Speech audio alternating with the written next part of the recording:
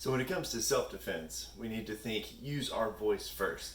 Now there's no one thing to say or one way to say something to make sure that you stop a fight, and there's no way every time to stop a fight.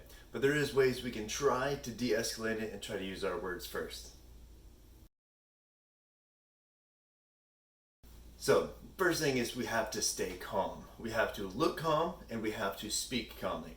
If I sound scared in any way, if I sound or look scared, then it makes the other person feel like they have power over top of me and they feel more confident in their ability to now try to fight me, and it may push them to want to fight me.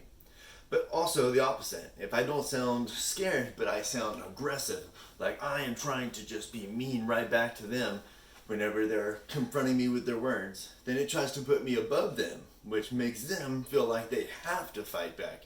So we need to be in the middle. We need to have that calm.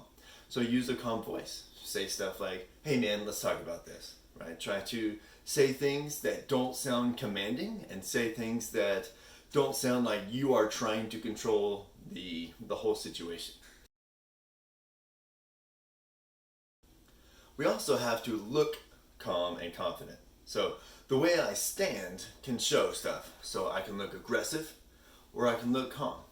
I can look scared, again, or calm. So I want to be that calm look. I like to put one foot in front because it gets me ready in case I have to defend myself, but also I like to put my hands up like this. This is that international symbol for stop, right? So hey, let's talk about this, man. Hey, can we talk about this? So just use calm words in a calm voice with a calm presentation of your body. Along with calm, we also have to look and sound confident. We need to sound like, hey, I believe in myself and I'm not trying to put myself above or below anybody else, including the person that is being verbally abusive to me. So somebody's coming at you, they're being kind of rude, they're being disrespectful, they seem like they're trying to get closer, you can see that they're noticeably angry and we're in this confrontation with them. I'm trying to talk my way out of it. I want to look and sound calm. I want to be ready to be in this situation in case I need to, but at the same time, I want to prove my confidence, right? I don't want to be like, oh, I'm going to hit you, but I also don't want to be like, oh, I'm scared and I don't want this to happen. So look at your shoulders. Do your shoulders look tense? Do they look unconfident? Or do they look confident? Like, hey, I'm ready. Are you looking down toward the ground? Or are you making eye contact, right? Are you looking down at them like you're mad? Again, or making the eye contact. So we want to make eye contact. We want to have those hands up. We want to look and calm and confident and sound calm and confident. So, do we want to fight? No, right? If this escalates past the point to where you can no longer keep that calm, confident look, then we have to be assertive. That's when we kick it into that higher gear of, now I'm going to be more commanding. So now I'm in this position, hey man, let's talk about this. Back up, dude!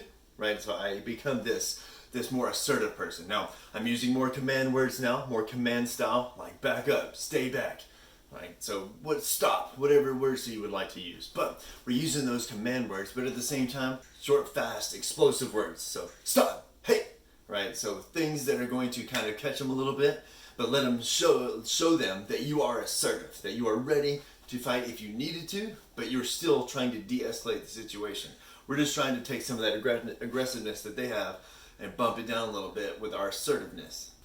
So, takeaways. If you're trying to talk your way out of there, which you may not be able to be ready. I like to have one foot in front of my hands up to look like I'm trying to stop. I'm trying to show and sound calm and show and sound confident all at the same time.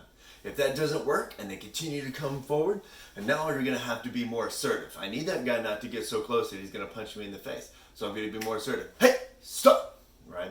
Going to be short, fast words. So in our next video, we're going to be talking about what do we do if somebody's putting their hands on us and we don't want them to put their hand on us. So they're not trying to hit us or punch us or twist our arm, but they have their hands on us and we don't like it.